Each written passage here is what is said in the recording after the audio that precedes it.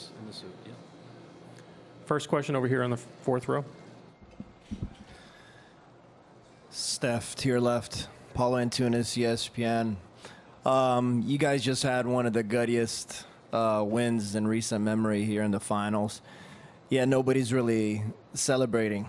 Can you just speak to like the family connection that you guys have? It was striking to see Bob Myers and Klay Thompson and Steve Kerr feeling so somber after such a great win. Can you speak to that, please?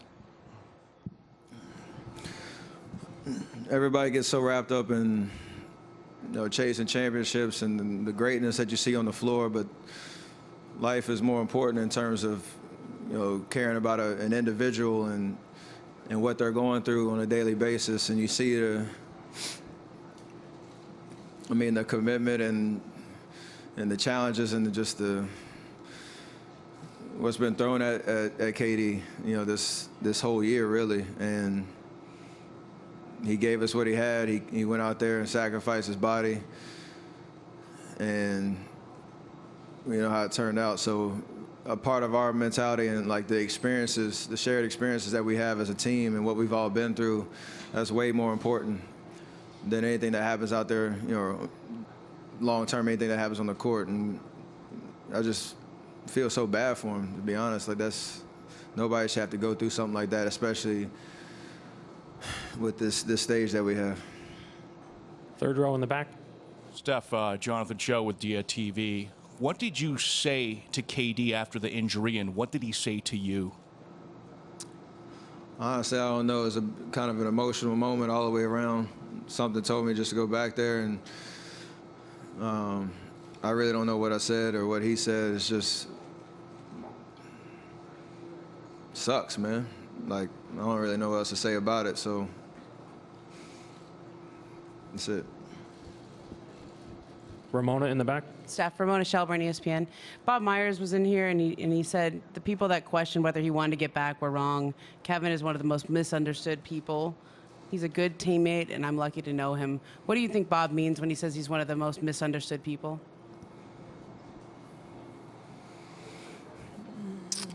When you are on this level of greatness and everybody's kind of poking and prodding, trying to,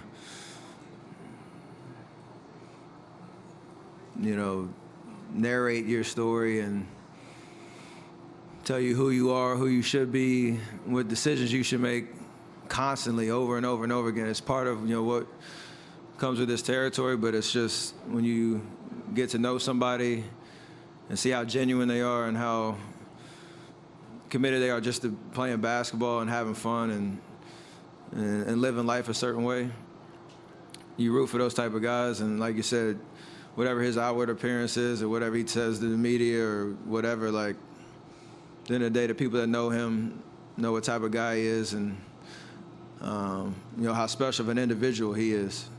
So all those emotions come into it when you see him go down like that, where he's giving us everything he has. And it's not even about, the series, it's about long term. His mindset and being able to get back to the player and the person that he's shown, consistently over the course of his career. Chris, standing over here. Chris Haynes, Yahoo Sports. Steph, to your left. You touched on it a little bit, but out of all the players that walked Kevin Durant all the way back to the locker room, you were the only one that was still in the game at that time. And with in the NBA final stage, when your timeouts are limited and the seconds are going by, you guys got to get a play up. Why did you feel it was so necessary to kind of go at that point?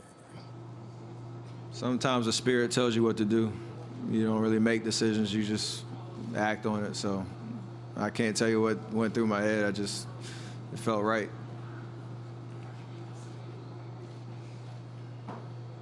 Second row on your right. Steph Metch, I'm in Bay Area News Group. Are you able to put into words the challenge of regrouping after something like that? Is it more something that's said, or is it just based off instinct? I don't know. I mean, it's going to be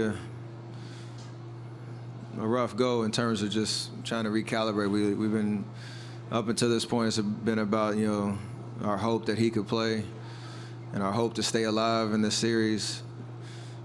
And, you know, the emotional roller coaster, what tonight was, get on this flight tomorrow, go back to the drawing board when we get home. And I think the biggest thing, the biggest advantage is, you know, being at Oracle Arena one more time where our fans can really get behind us. And, you know, we're going to have to will ourselves, you know, for another 48 minutes to stay alive, and whatever it's going to take from every single guy in our jersey. So I don't know really what if there's going to be a speech in the locker room, if there's going to need to be words at all. We understand the moment, and I think we can rally. Consider how the second half went tonight. Left side over here. Steph, after Kevin went down, the crowd almost cheered. Can you maybe give some of your reaction to that? I've been in this city I've lived here. Really enjoyed the people and their passion and excitement for not only the game, but just when you come in, they just enjoy, you know, life, and the nice people. Very confused around that reaction. It's not my experience with, you know, the people of this city. And I commend, obviously, Danny Green and Kyle Lowry especially. I think they were the ones that were kind of signaling to the crowd, like, let's check ourselves a little bit and understand that this is about an individual and a human being, and not, oh, shoot, he's out, he's hurt, we won the championship. Like, that was probably their initial thought. And you hate to see that when a guy's going, you know, through pain like that. So, again, that's not my experience with this city, and I just hope that ugliness doesn't show itself again as we go forward in this series. Last three, front right, Robert, then Mark. Steph, Valeria Rubino, V-Sport. What kind of statement was made tonight about the character of this team, and also about the mindset going back to Oakland? Clay said you're going to keep fighting for KD now.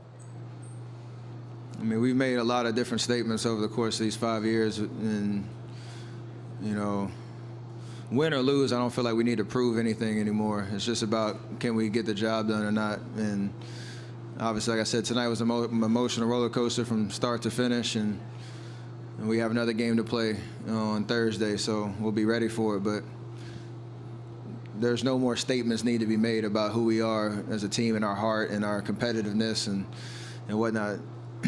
We want to win this championship.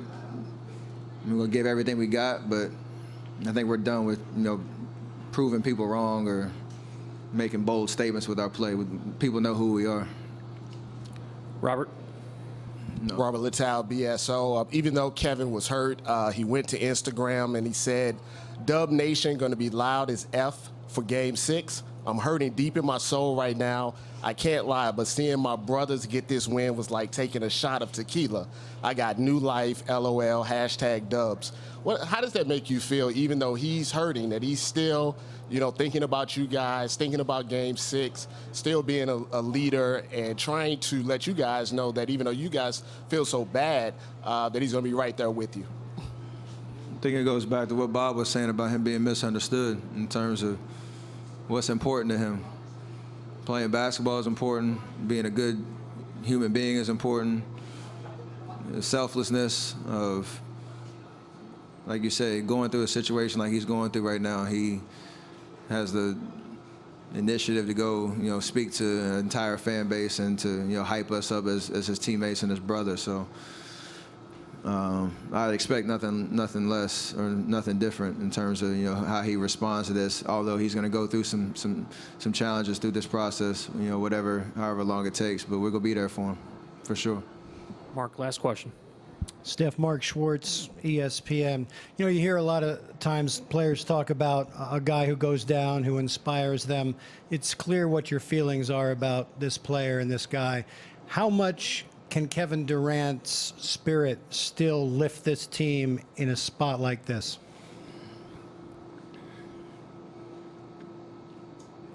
I think just in terms of the opportunity we have in front of us, like, you know, in in 2 days, we'll be suiting up in front of Oracle Arena, like you said, with the amazing atmosphere and an opportunity to play for him and to kind of honor the sacrifice, I guess, he made in terms of putting his body on the line tonight. And we're going to give everything we got. I'd like to say it's guarantee a win, but who knows how it's going to end up. But we're going to give everything we got. We're going to fight. We're going to compete. And I know if we get a chance to talk to him in the next 2 days, that's what he would expect. So I'm excited about that proposition in terms of what we have to do on Thursday. But at the end of the day, it's still heartbroken for a guy that gave everything he had for us. Thank you, Steph.